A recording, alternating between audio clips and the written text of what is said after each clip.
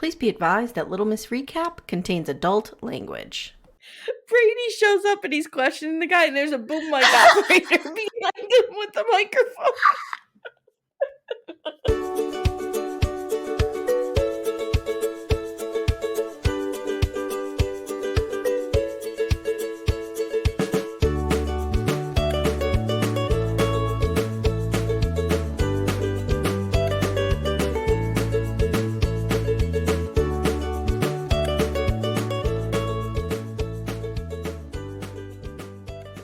Hi everyone, welcome to Little Miss Recap, the podcast where we like to throw things into the fire that we want to give away to the universe. We do. I've done that, have you? I have done real weird shit like that, yes. Yeah. Here's something. Oh, my name's Amy Archer. I'm your host, and I'm here with the spaghetti to my meatball, my dear friend, Stephanie. Hi, Steph. What's up? The night that I first started hanging out with Timmy, my husband, we did this. You did not. We did. We were with Eugene, and we were up at his house, and we had a campfire going. And we wrote down, like, something that we wanted to give away and threw it into the fire. What did you put? You know what? I was really struggling because I was only, like, a year out from my divorce at that point. Mm-hmm. So probably had something to do with that. Yeah. I don't know. Interesting. And I don't know what Timmy wrote either. So this is kind of funny. I'm a little bit embarrassed to admit that I did this, but when I was like 19, no, I was a little bit older because I was definitely married. So I was like 20 or 21. I read this like spell book and tried to put a spell on my ex-mother-in-law to like, not anything bad, but just to like keep her away from me. So like I wrote her name on a piece of paper, and then you're supposed to freeze it and like put it in a capsule of water and stick it in the freezer. And I did that. And that bitch was in my freezer for like 25 years and it clearly did not work. I have a couple names I could put in my freezer to keep away from me. It didn't work. So, I mean, don't waste the space if you need it. How funny would it be if you came over and you opened my freezer and like you a saw whole like bunch of paper that said like Cody Brown, Robin Brown, Aurora Brown. Or like I open the freezer and all these like little things tumble out because there's so many of them in there. No, that would be like me. I could make like full ice cube trays full of people I don't want coming near me anymore. Just, tray number 2 is like my entire high school. Seriously, yes. I could get behind that. Oh my God, this is so great. Tray number 3 is all the coworkers. Don't email me again, you motherfucker. Speaking of coworkers. Oh, I can't laugh. Again, we have some continuity issues in this episode. I know. What? Okay. So let's unpack this. So Brie was a lawyer. Yep. And she was practicing in like LA, right? I'm assuming big city. That's what I got. Yep. That's what I took from it. Okay. Or Sacramento, maybe. I don't know. And she came to Virgin River, and I was under the impression that she was like taking a break from lawyering, right? That's what I thought. I actually thought she was like taking a sabbatical from her life. Yeah, like, I don't know. But now all of a sudden she works for some company that has enough people stationed in Virgin River that they can make 2 baseball teams. Now, there are 9 players on a baseball team, so that's 18 people. This is so fucking weird. It's weird, like, right? It's just stupid. Like, why do we even have to go there? Like, don't write in something stupid. I know. It's so weird. Okay. So we're going to start. This is Virgin River Season 5, Episode 8, Full Moon. And you're welcome to all the people in our Facebook group, the Backdoor Friends, who we got watching this shit show. You're welcome. Great. You're welcome. Yep. All right. So we're going to start with Mel. We're going to break Mel's story up a little bit. So we're going to start with Mel, get halfway through, and then visit our other residents. Got it. So What were your thoughts on this opening scene with Um, Mel opening dancing to Lizzo? Number 1, the first thing I noticed was that her socks were dirty, and Mm, then that like, come on. That was just terrible. Put some clean socks on. yeah, And yeah. furthermore, it was super lame. Do you ever dance around your house like that? 100% I do. You do? Yes, 100%. Oh, that's fucking amazing. The one day, Timmy and the girls came in. I don't know where they were. And I was vacuuming and I was Shut singing. up. It Well, was I a will song s by no. it Oh, was You Can Count on Me. Is that Bruno Mars? Yeah. yes. I was singing at the top of my lungs, Oh like my dancing god. around my little vacuum, and they caught me red-handed. Well dancing I feel like dancing with the vacuum or, like, Mhm, like, that's an mhm, actual act, but, like, mhm. just I'm just hanging out, and I'm just gonna dance around the kitchen to Lizzo, like, Here's something that you don't super know about weird. me. Here's something you'll be surprised to learn about me. I'm I love to super dance. I who are you? I'm terrible at it, so I don't do it, but I love to do it. So when like that stupid poem, "Dance When No One's Watching," that's how I dance, when no one's watching. Yes, Oh my god. yes, I mean, I yes. love to dance too, but I would never I think that you do. I love to dance. Yes. I'm coming up for a dance party. I suck at it so hard. If I have a good couple drinks in me, I Mm. could probably do it in public, but it looks like the Oh. Elaine Bennis dance. I mean, I'm So, here for yeah. that. Mhm, mhm. Oh my god, that's So, hysterical. she's dancing to some Lizzo, and I wrote, "Stop trying to make Mel cool because it's not happening." It's terrible. Jack shows up, he catches her. Of course, he has flowers and coffee. Of Of course. course. Like, he runs out and gets coffee every morning for her. I know. I mean, that So, is very nice of it's him. very nice, but it's not reality. No, it's not. But he Then doesn't work. again He doesn't work. then He again, doesn't work.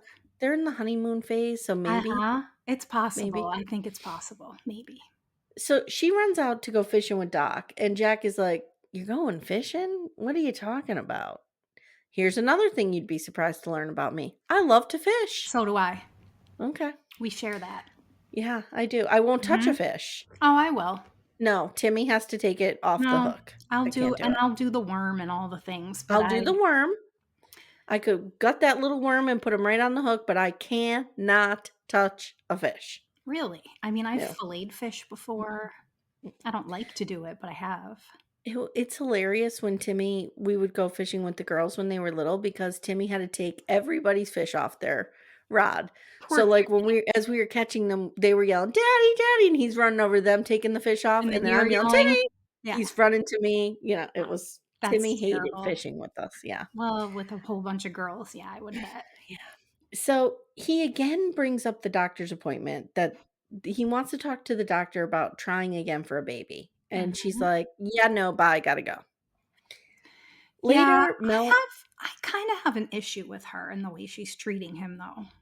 I have an issue with him harnessing or bringing up his inner Vanessa Lachey and hounding her for another baby.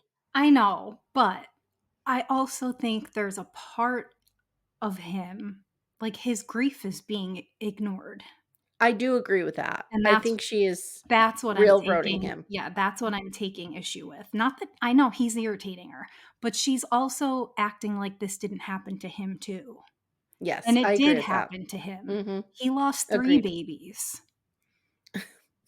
Right. He did. I have to tell you something. Skip ahead if you guys don't want to hear this spoiler. I watched to the Well, end. I don't wanna know. It's not a spoiler, but it's funny. Amy, But skip ahead if you don't want to hear it. I don't wanna hear it. In episode 10, Charmaine shows up and she's still pregnant. You guys, I hate you. Oh, stop. That's 5 seasons, people. 5 seasons. Seasons. When I saw her on screen, I was like, "No," because I just assumed she went off and had the baby somewhere. Nope, I know, and, like, still preg. we do know that this is only happening in the time span of a year, though, because very recently, like, Mel or someone has said something that it's been a year or whatever, and I'm like, "How has all of this shit happened in a year?" I need to go. Guys, we need to create a timeline here. Were there seasons? Was there any reference to seasons? No, I don't believe Like when so. Mel first gets there, what season is it? I mean, I assumed it was fall based on the attire, like the Because we wardrobe. learn in this oh no, not this episode, sorry. I hate you. Spoiler. We learn that this is happening around October. Okay. Because Doc, when That he would make sense. When he sees Charmaine, he makes reference to it. Right, but I do think that when Mel arrived, it was also fall. Yeah, Like, this is not, the math ain't mathin' here. Well, it's not mathing, but I'm just telling you what I heard. What's going on with your voice today? I don't know. I've been like this all day. I'm sorry, everybody. It's like, Aw, I don't know if it's like allergy voice. You have Sorry. like a little, And I do little, like a little rasp. And I do yeah, have who's a my raspy? Ruth Bader cup of tea. Who's a raspy person? Like a Sandra Bernhardt? Or like a Marge Simpson. Ooh, Marge Simpson. Okay. There we go. All right. So they're fishing, Mel and Doc, and he's like, I love coming out here. This is my safe space. Now, I will say, I'm not good in a boat. I'm not good standing in a boat. I love riding in a boat. Timmy and I get in that little rowboat and we go out and fish all the time. Okay. But I can't stand up in it. It's going to tip over. Oh, God. Right? I mean, you would probably tip it over just because you would.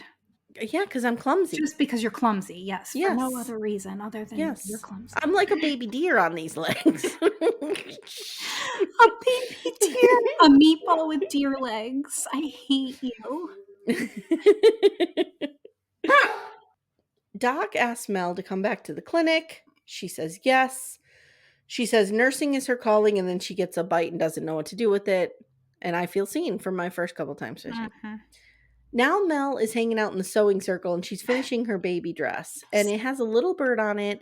And she says it reminds her of her mother because she used to call her little bird. And Mel asks for the latest gossip. And Muriel, champion, hero, says, "We do not gossip. We simply exchange provocative local news." I love that so much. That was so great. It was so great. So and Joellen reveals that Muriel is shacking up with Cam. I love those two together. I'm too. Here for it. And I hate him so much, but I love her. Dude, don't you love that he appreciates her? Yes. And finds her hot and sexy? 1,000,000,000%. And then there was a part of me though that was hoping that what if Doc and Mel fall in love? Oh God, no. What are you talking about? I hate you. I'm ordering a punch to the face to come to your front door right now. I was thinking it when they were in the boat. Oh, I can't laugh. No. Come on, that would be hilarious. I'm looking up how old the actress is that plays. She's like 40. No. Muriel? Oh, Muriel. I thought you meant Mel. Muriel. How old do you think the actress is? 62. She's 60. Oh. She looks great. Yeah, she does. She really does. I thought now the actor who plays Cam, let me guess. He's 39. He's 45 and I have to send you something. Here we go. Oh. Here we go. Oh no. He is Canadian, first of all. Okay. And here he is. I'm just going to send it to you in text, okay?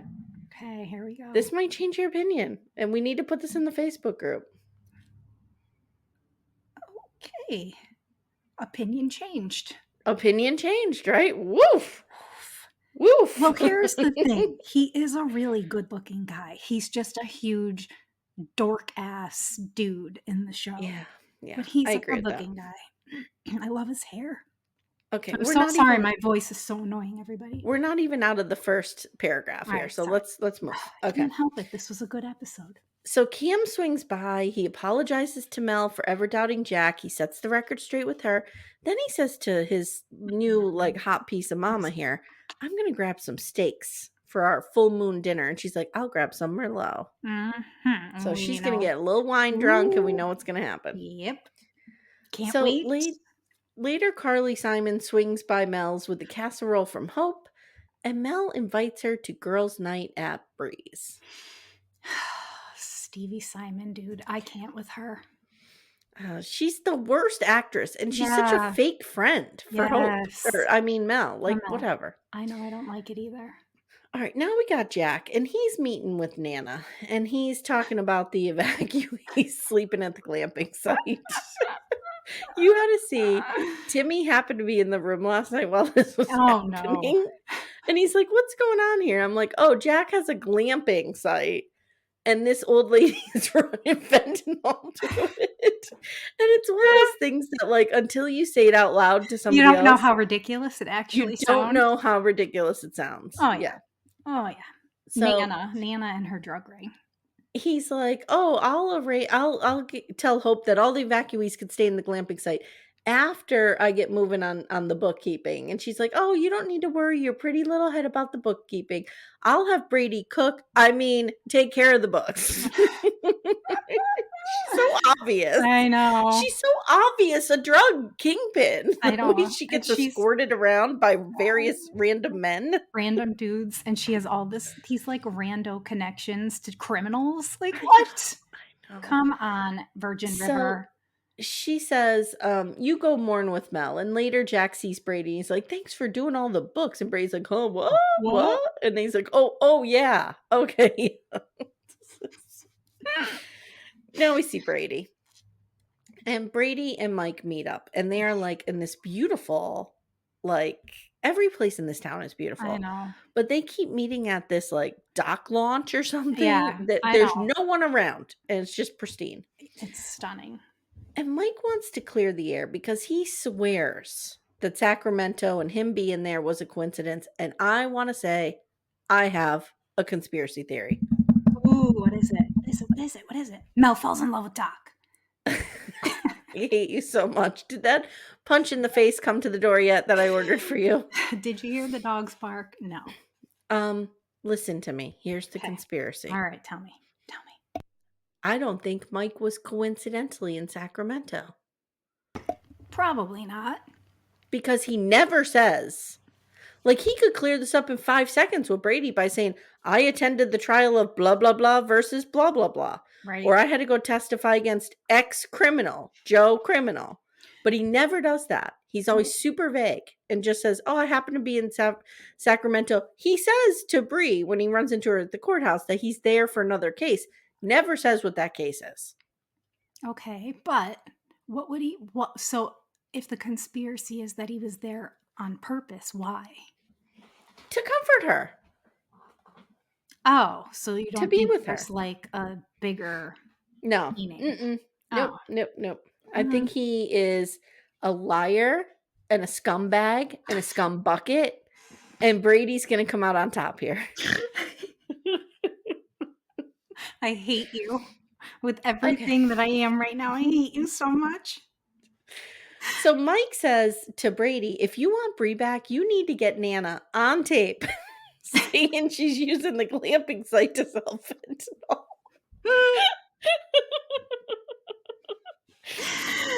Oh, Jesus Christ. So good. Later, Brady's at the glamping site and he notices someone's in one of the trailers and it's Lark.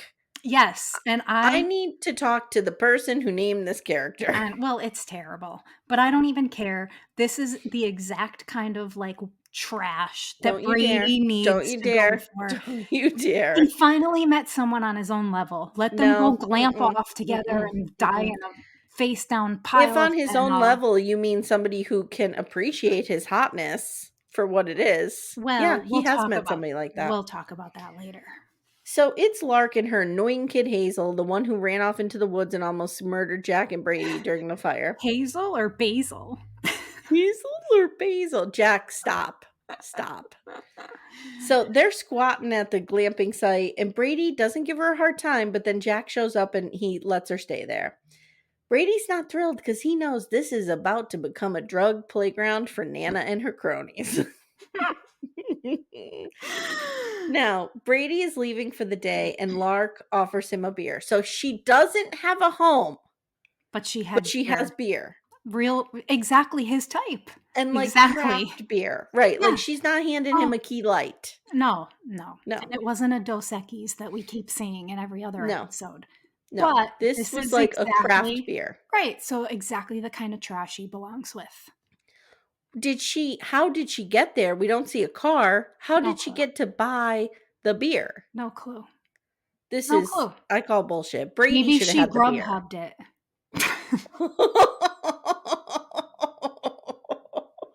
Maybe. Oh my God, I can't laugh. Then the conversation takes a turn. So they have a beer together, and the conversation takes a turn when Lark confides in Brady. She stabbed her abusive father in the leg with a hunting knife. I was like, oh my God. It just keeps getting better. Now, later Brady runs into... So that guy that's like the right hand of Nana... I know we knew his name in like episode 1, but I'm just going to call him Eric Estrada because he kind of looks like him. Yeah, I'm with that. I'm okay with that. So Brady runs into Eric Estrada and he has some questions. And he's like, where are the drugs? Where are they going to be in 6 hours? What kind of drugs are they? How much are they? Who are you selling them to? And what price are you asking? And can you please repeat your full name? Social security number, address, and birth date. And this dude is like, are you wearing a wire? And we get a hot shot of Brady's abs. Woof. And then I wrote in my notes, I take back everything I ever said about Brady. He should do the rest of the show shirtless.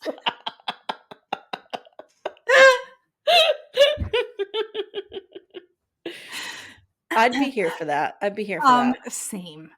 But here's the thing. Go ahead. No, but here's the thing. Picture that hot ass body, just naked with Lark and Basil, living in a glamp site, like in the rundown one. It's like, it's perfection. It is virgin. It is Virgin River gold. I know that our girl Brie deserves better, but I don't want her with goody two shoes, kiss ass, suck up Mike. Okay, scum bucket. But Brady belongs with that scum bucket that is Lark and her craft I disagree. And her Basil.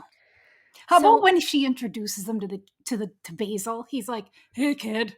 Like, what? Brady's not good. Brady's not the kind of boyfriend you bring home to meet the kids. Exactly. What are you doing? You just leave him shirtless out front with the beer. Yes, all. Brady is the kind of guy you run into at Whiskey Business. You throw him in a bathroom stall. You make out, maybe fool around a little bit more. Some fingers go south. I don't know what happens. And then the next day you're like, oh shit, did that really happen? You don't bring him home to the kids. No. Okay. Anyway, this dude asks him to look for a wire, but never asks for his phone. Brady never, he probably has that phone running 24/7, recording everything these people are saying. These idiots would miss a boom mic over their heads. I love it so much, though. Wait, I just had a thought. Oh, no. Brady shows up and he's questioning the guy, and there's a boom mic operator behind him with the microphone. And he's like, what's that? Brady's like, it's just a tree. It's just the wind. Ignore it. Or he's like, what? What are you talking about? I don't see anything. Okay, all right. Stop, I can't laugh anymore. Okay, all right. So now in the middle of the day, Brie and Mike are drinking beers and watching baseball. And Brie's one of those people, she's like, oh, go team! Yeah, go team! Whatever. You've obviously never watched a sporting event with me, because it's profanity-laced tirades constantly. I hate sports, so I would have nothing to do with this shit. She asked Mike if he can sub in her company's softball team tomorrow, and I just wrote, what company? What is happening? Mm-hmm. If anything, I would think she's lawyering, but she's doing it remotely. That's what I would think, too. There is not a huge law firm in Virgin River with 30 employees. No, this is stupid. Brady sends her a text apologizing for beating the shit out of Mike at the cupcake truck. These words coming out of my mouth. If they feel weird. Everyone hates us. I'm sorry, guys. Oh, I'm not. So I'm not. I'll try to edit some of this out, I don't this think. laughter. I don't think you should. Hey everyone, stay tuned. Little Miss Recap will be right back after these words. Okay, so now we go to Lizzie, Hope, Denny, and Doc. Ugh. Lizzie shows up in the morning. She's wearing a suit, and Hope calls her Boss Tweed. And I'm here for a good Boss Tweed reference. I liked it. Right, so she and Cameron should work together somewhere. Who in Cameron? Lizzie in her tweed Oh, you suit. want Lizzie to hook up with Cameron? I'm saying in the tweed suits, dude. You missed it. Okay. They need to find a place to house the evacuees who are staying at the school, and Denny has a job interview at Bert's. I can't with this. I can't. Look. I am married to someone who is in the skilled trades. I'm married to a carpenter who does not have a college education and has provided for his family using his trade and his intelligence and his muscles, whatever. Yes. I'm not saying there's not a place for that. No. But I am saying Denny is a kid who went to Stanford, dropped out, and is trying to get a job at an auto mechanic store. And I just feel like that's a big leap. Huge. There's a big discrepancy between those two things. Yes, there is. There's a big discrepancy there. Like, if can't he go work for the law firm that Brie is part of as like a clerk? Or like this is the kind of job that like Brady should be applying for. What are you implying? This is the kind of job Brady is qualified for. That's what I'm implying. It's just so weird. It's so weird. It's super weird. Later we see Denny doesn't get the job, of course, because he knows nothing about cars.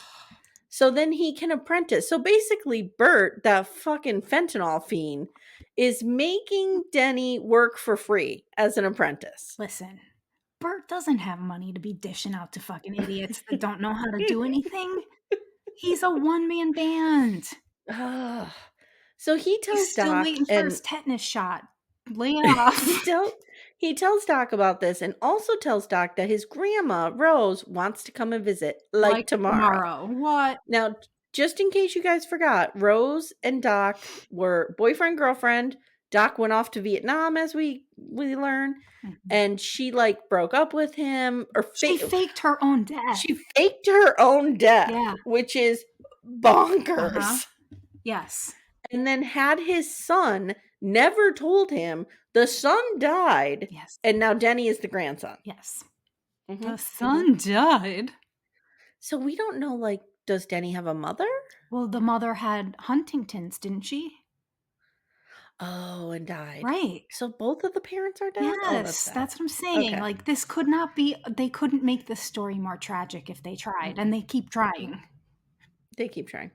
So Hope is like, so Doc makes a fancy dinner for Hope and springs the Grandma Rose crap on her. And Hope is like, how will she explain faking her own death? And I wrote, what? Say that again? She faked her own death? Yep, I remembered that. How do you fake your own death? I don't know. But did she like legally? I think she just told her parents to tell them she was dead. I think she just wrote, like, never reached out to him ever again and pretended. Don't forget, we're talking about a time when there was no Facebook, no social media, no records pretty much online anywhere because there was no online. Yeah, no, so people could very easily fake their and death. especially if she got married and changed her last name. I mean, Yep. You ready for some preach? Preach! I can't do it. Preacher and Kaia, go ahead. Kaia. They're having breakfast, and she has a day planned for him, and she says she prefers a day of thrill to a day of chill. Yeah, Nope. Hate it. He's like, game on. And they go racing on some dirt bikes, which was real lame. Preach later tells Kaia that he's called Preacher because he didn't speak much when he was young, but when he did, he gave sermons, and I wrote, sounds like a blast. He was really probably really popular in high school. But then he tells her what his name is. Engelbert. You guys. It's really John, and we know that, but he says Engelbert. I know, and it was like the dorkiest. Whatever. Like, it was so dorky. And she was like, oh. I don't know what to say about this. Like, shut up, Preacher.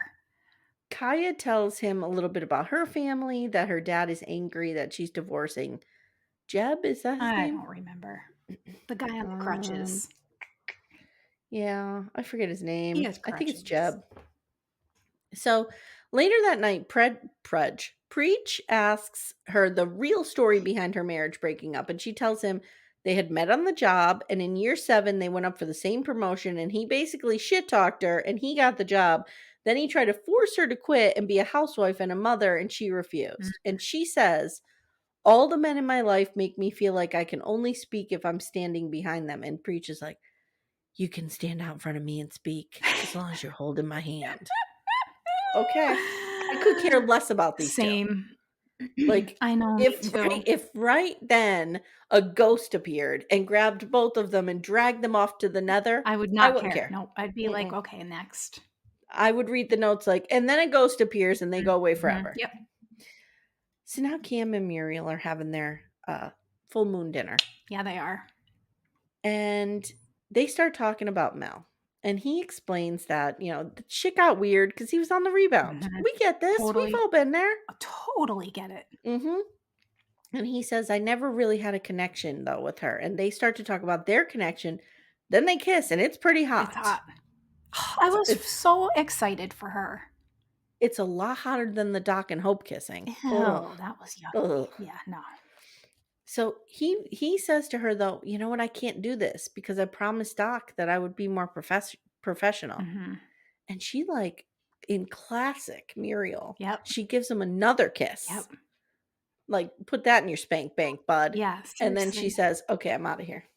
So what I think is going to happen with Muriel and Cam is I think they're going to be happy. I think they're going to be fine. I think if anything, they'll make a storyline out of some age related stuff because there is quite an age difference between them.